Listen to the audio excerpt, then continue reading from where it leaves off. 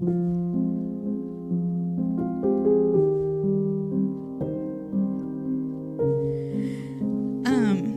when Kayla asked me about speaking about the heart of worship, I'm like, okay, great, I can do that. And then I started thinking about it and asking Holy Spirit what he wanted me to say. And I'm like, ooh, you still got work to do. That's why we're talking about this. Okay, great. So we're just going to work through some things together tonight, just so you know. Just be ready for that. Your girl up here does not have it all together. I love Jesus with everything in my heart. But man, when I was doing some studying, I'm like, I got some stuff I got to lay down. So I hope that you feel the same way so that I'm not just standing up here airing out my dirty laundry to you. So first I started just by looking up what the definition, like the Merriam-Webster definition of worship.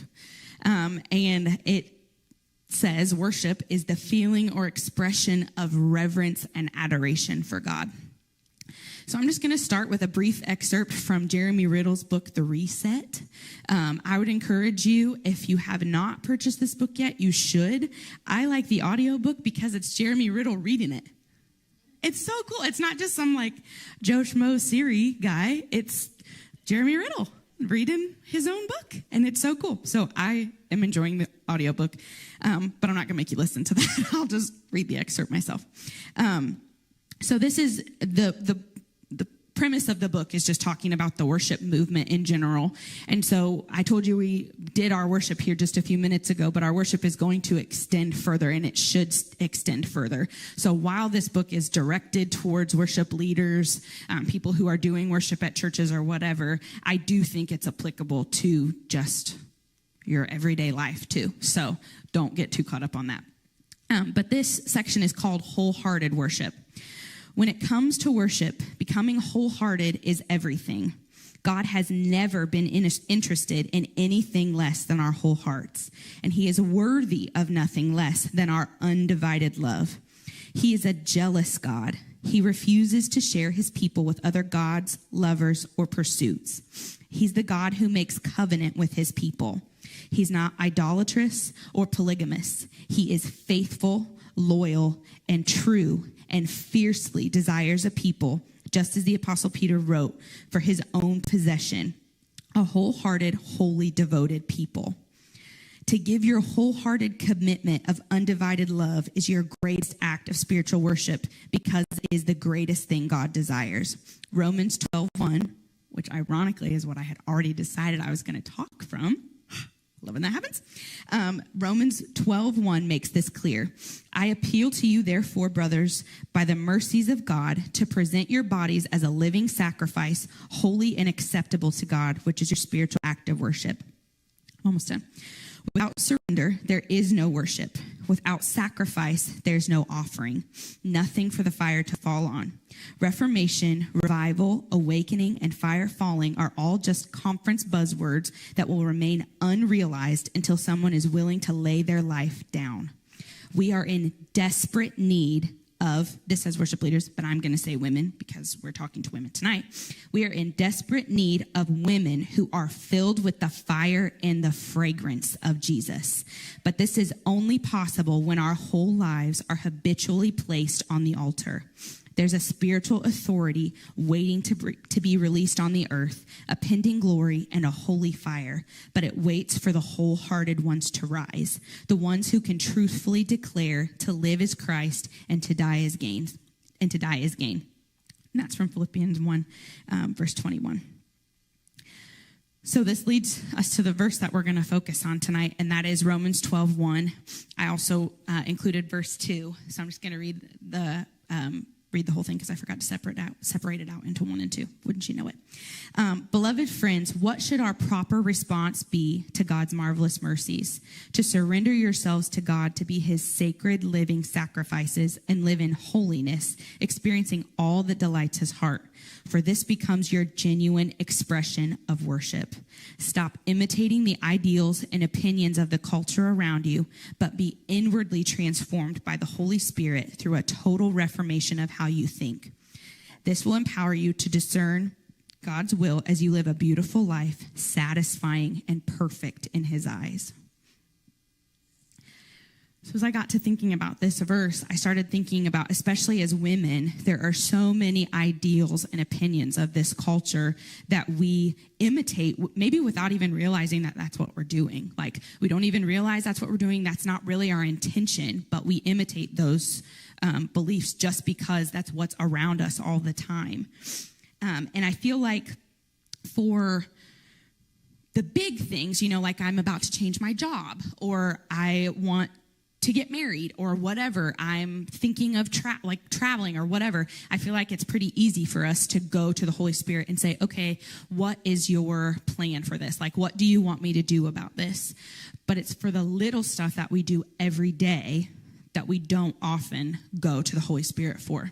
I'm guilty of this, and he pointed out, I'm going to read you 7 things right here that he pointed out to me right off the top when I started thinking about this. I'm like, okay, great. We'll work on that. So anyway, but for things like saying yes to all the things that people ask us to do. Any yes women in the room? Recovering yes women? Okay, we can start a group later. Navigating our marriages or our friendships. Raising our kids. Interacting with the people around us. What we feed our families. The food, the media, the time, all of it. What do I feed my family? Did I ask Jesus about it? Probably not, because I just didn't think to.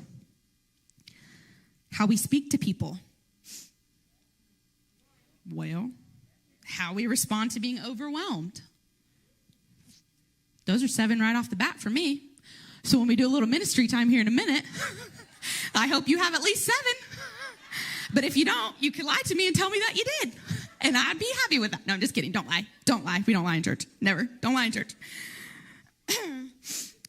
So, but with those little things, and 8, he said, etc. to me. I'm like, oh, okay, that means a lot. I know what etc. means. That is not great.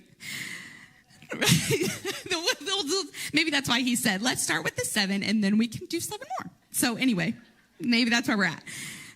Just so you know. But we don't consult Holy Spirit first on some of those little things. And this is a direct quote from what he said to me, so I hope that you don't get mad at me for saying it. I was a little mad at me for saying it, but I heard it from the Holy Spirit, and so here it is for you.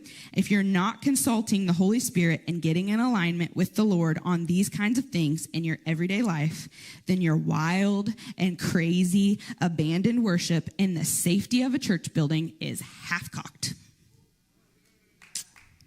That's what I heard him say. And I'm not normally one who gets words like that. I get words like, God loves you so much. He loves your song. Like I just said. And he gives me this and I'm like, God, you couldn't have chosen a bigger weenie to deliver that one, bub. Okay, but here we are. So anyway, but our society has put this pressure on us to stay busy and make all these immediate decisions to please and care for the people around us that we forget the things I mentioned before are just as much worship as what we did a few minutes ago with the music. As I was processing through that and kind of what I wanted to talk to you about for this workshop, I'm sorry, I'm going to have to read my notes because if I don't, I'm going to forget what I'm supposed to say. So just bear with me. As I was processing through kind of what I wanted to talk to about for this workshop, I found myself saying, okay, well, God, how am I supposed to live a life of worship, let alone teach somebody else how to, if I'm so busy with wrangling my kid in the church, because she's reckless, spending my evenings listening to my husband vent about his day, or trying to decide what to make for dinner? He said, well, for starters, you should know that submitted to me, those things are worship. I'm like, okay, submitted to you, those things are worship. And let me just give you a picture of that, like as it happened, as I'm processing through what I'm going to talk about for this workshop at the conference a few weeks ago. I'm standing up here. We had a foot washing station back here. I kept feeling this need, like, I have to wash somebody's feet, which is weird. But I was like, I'm going to have to wash somebody's feet. Okay, God, I don't want to just do this to some random, like I want you to tell me whose feet you need me to wash. And if they are random, that's great. But could you tell me why? Because I'd like to tell them. So I'm like, okay, I'm supposed to wash somebody's feet. I get through to the end of the conference. Nothing. So I'm like, okay, maybe I missed. Maybe I'm not supposed to wash somebody's feet. Okay. So I go home, and he said, him. My husband. My freaking husband. Can you believe that? And let me tell you, my husband's good. He's real good. He's kind. He loves me more than anything in the world. Oh, he's so good. But I was frustrated with him before I left for the conference because I had to leave my daughter with him. Our daughter. I had to leave our daughter with them. She's his too. I had to leave her with him. And I'm thinking all of the things, I'm telling him all the things before I leave, all the things that he needs to do. And he's like, I know. I'm like, okay. Well, I'm just telling you. I'm just trying to remind you. And he's like, I know how to take care of her. I'm like, whatever. And so instead of being like, I'm so proud of you. Thank you for paying attention to what I've been doing. I'm so glad that we're parenting together. I'm like, whatever. And I leave and come to the women's conference and lead worship. What? So then I go home and he says him. And I'm like, okay, I'll do it. And when I get home, he's in tears. And I'm like, what's going on? What's the matter? She's wild, but she ain't that wild. No, I'm just kidding. I'm like, what's going on here? And he's like, I think I'm having a panic attack. And I'm like, okay, well, let me take her, and we're just going to go outside for a minute. Just give you some room, give you some space. So I go outside. He didn't know that I was going out to the garage to find the little tub that I was supposed to wash his feet in. So I go outside, and I take my wild kid. We're walking. She's tripping on the sidewalk, whatever. So I go outside into our garage, and I find this little tub that I'm supposed to take inside. And he said, what are you doing with that? I'm like, humor me for a minute. So I filled it up with water, and he's sitting on the couch, and I go and I stand in front of him, and I said, I'm supposed to wash your feet. He's like, what? Why? I didn't shower today. Like, I haven't clipped my toenails in a while. He's like trying to be funny. You know, we get that. I'm funnier, but we both try to be really funny. So I'm like, he's like, I didn't clip my toenails. I'm like, that's all right. I'm supposed to wash your feet. So he's like, okay. And he's been in church before, so he's not in church right now, but he's been in church before, so he knows what it means when you wash somebody's feet. And I am asking God the whole time I'm washing his feet, and he's just got little silent tears rolling down. And our daughter's standing right next to us, and she's like, play. So she puts her feet in the water too. So then I'm washing her feet too. And I'm like, and he's like, that's it. I heard the Holy Spirit whisper real quiet, that's it. I'm like, okay, I heard you. I got it. I was so mad at him during the day for something stupid, for something that I really should have been praising him for, that he knows what's going on. Not all dads do that. But he can stay home with my kid all day by himself and take good care of her, and I don't have to worry about her. I have to worry if she's eating too much pizza, because that's her favorite thing, but I don't have to worry about him taking care of her. So that's just a realistic example of how this has worked out for me. So when we go into ministry time here in a few minutes, don't be surprised if he tells you, maybe it's a woman in the room that you need to connect with or whatever, I don't know. But don't be surprised if he tells you to go home and do something. If you leave here and you're like, I'm not really sure what I'm supposed to do here. When you walk through your door, he might say, it's him. It's her. It's them. Go ahead. Do what you need to do. So anyway, that's my real life example of how this has played out for me as I've been working through this. But as I start processing through this, even after that moment, I'm still like, what the heck? I'm not sure how to continue doing this. And as I'm processing through this with the Lord, I realized that I've been viewing these pieces of my life outside of the church building, outside of a worship setting, as separate from what happens in the church until I can get back to another church service. This is textbook compartmentalization. Do you know what compartmentalization is? Okay. Psychology Today says compartmentalization is a defense mechanism. Hear that? Defense mechanism. That means there's hurt there. You're protecting yourself from something when you're not giving it all over and worshiping him in everything that you do. A defense mechanism in which people mentally separate conflicting thoughts, emotions, or experiences to avoid the discomfort of contradiction. Ouch. So that means that the way I've been operating and the way that I typically operate and the way that we typically operate, maybe as women, with things going on in our regular lives is separate from my worship in a church setting. I don't know about you, but when I read that verse in Romans, I read that as an invitation to living a life that is fully surrendered to the Lord, that does not leave any room for a thought or pattern in my life that is separate from him. There's no room. No room for it. That's why we're exhausted. That's why we're burnt out. That's why the rate of divorce in the church is, I guess I haven't looked at the statistics lately, but it is as high or higher than the national average. Because we're doing it separate from him. Doing that separate from the Lord. So let's go back to a piece of what Tasha preached yesterday. She talked about Isaiah 40:31. And if you've ever been in a worship set with me at any point, you have heard me sing, "But they that wait upon the Lord." My jam. It takes me to the throne every time. And let me tell you why. I'll read you the whole verse because those are just a couple parts of it. "Those who wait on the Lord shall renew their strength. They shall mount up with wings like eagles. They shall run and not be weary. They shall walk and not faint."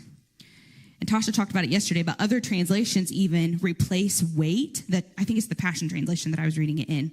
Replaces the word wait with those who entwine their hearts with Yahweh. You talked about being entangled or tied to. Same deal. Those who entwine their heart with Yahweh. If my heart is entwined with Yahweh, that's when I'm able to do what Romans 12 talks about, where it says, "This will empower you to discern God's will as you live a beautiful life, satisfying and perfect in his eyes." So I'm just going to invite you. I'm going to have RJ play a little music.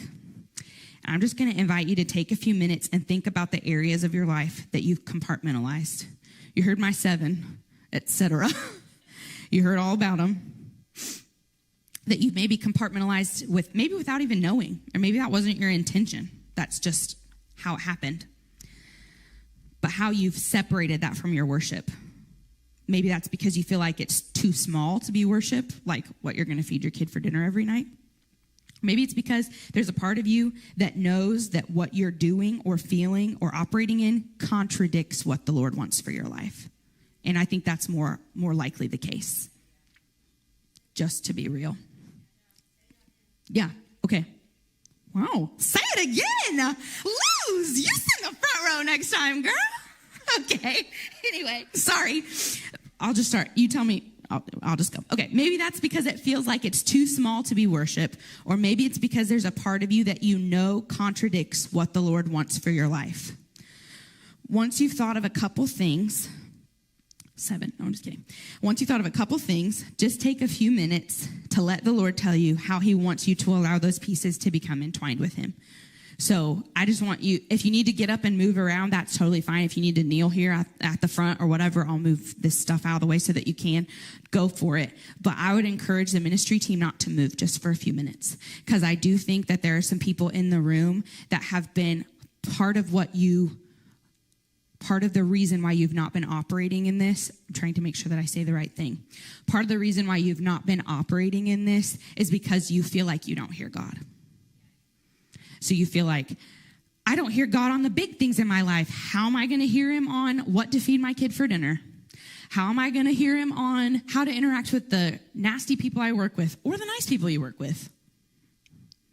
How am I going to hear him on these things if I can't hear him on the big stuff that he always responds to? I think there are some in the room like that tonight. So I'm just going to let RJ play some music, and you do what you got to do. If you got to kneel, like I said, kneel at your chair, move around, whatever. Do what you got to do and ask the Lord, what are the areas and what do you want me to do about it? Then after a few minutes, I think ministry team, if you feel something, move, go ahead. go pray for people, but I think we need to give it a minute first.